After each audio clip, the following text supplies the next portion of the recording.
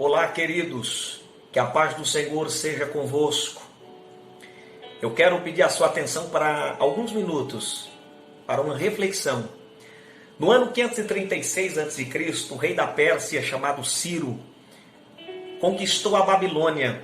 E a Bíblia diz que Deus despertou seu espírito para que ele permitisse que o povo saísse da Babilônia, os judeus que estavam cativos, e retornassem para Jerusalém, a fim de reconstruir o templo do Senhor que estava em ruínas. E assim aconteceu. Eles começaram agora, os judeus, a saírem da Babilônia e voltar para Jerusalém. Voltam em 3 etapas. A primeira, sobre a liderança de Zorobabel, no ano 536 a.C.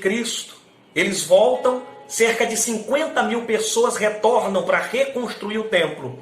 Eles restauram o altar, reconstrói o templo, apesar das oposições e até mesmo enfrentar uma paralisação. É isso mesmo, a obra chegou a ficar paralisada por conta das oposições. Mas impulsionados pelas palavras dos profetas Ageu e Zacarias, eles retornaram e concluíram aquela grande obra. A segunda turma que voltou da Babilônia para Jerusalém foi no ano 457 a.C., sob a liderança de Esdras. Esdras era um escriba, um sacerdote, um homem hábil na lei, um conhecedor da lei. E ele volta com uma missão bem definida: ensinar a lei a fim de que houvesse uma restauração do culto ao Senhor. Houve um grande avivamento quando Esdras voltou, porque ele ensinou a lei. Mas a situação de Jerusalém ainda estava caótica, a situação ainda estava num estado de miséria, pois os muros estavam fendidos, a cidade estava vulnerável aos ataques do inimigo, porque as portas estavam queimadas. E aí que surge a terceira turma, que vem sobre a liderança de Neemias no ano 444 a.C. Neemias possivelmente tenha nascido na Babilônia. Ele exercia um cargo de extrema confiança na Babilônia. Ele era copeiro do rei.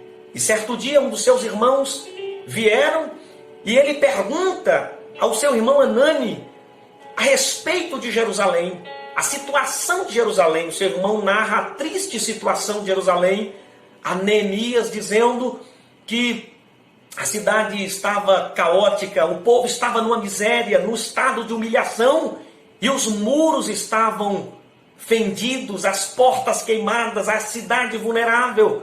O Neemias, naquele momento, quando recebe essas notícias, ele vai reagir. E a reação de Neemias muito me ensina, me inspira.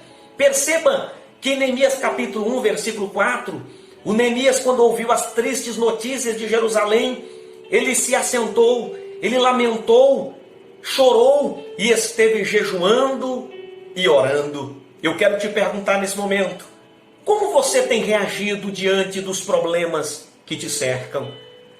Como você tem reagido diante do teu estado, da tua situação? Murmurando? Reclamando? Praguejando? Ou você tem orado e buscado a presença do Senhor? Eu quero dizer algo para você nesse momento: quem chora para Deus tem resposta.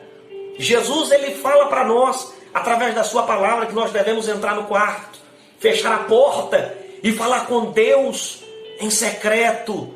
E em secreto ele vai nos responder.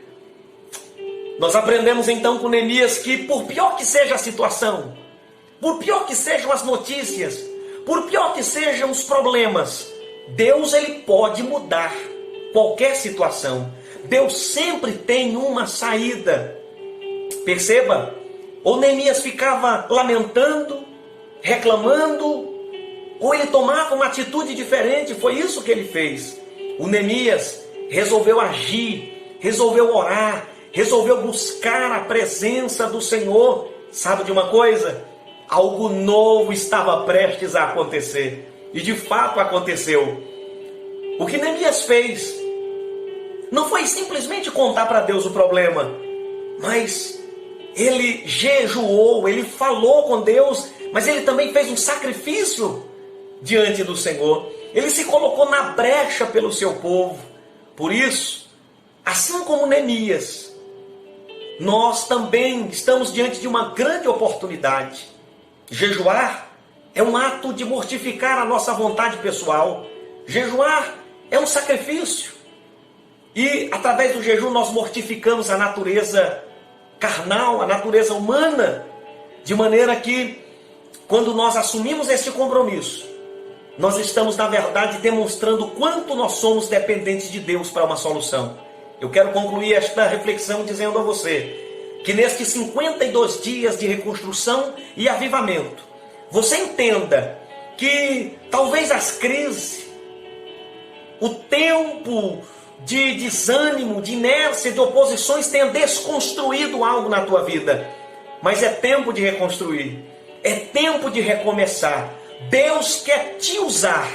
Então, meus queridos amigos e irmãos, vamos se unir aos demais reconstrutores. Durante esses 52 dias, vamos avançar. Deus está conosco. Vamos reagir. Que Deus abençoe em nome de Jesus.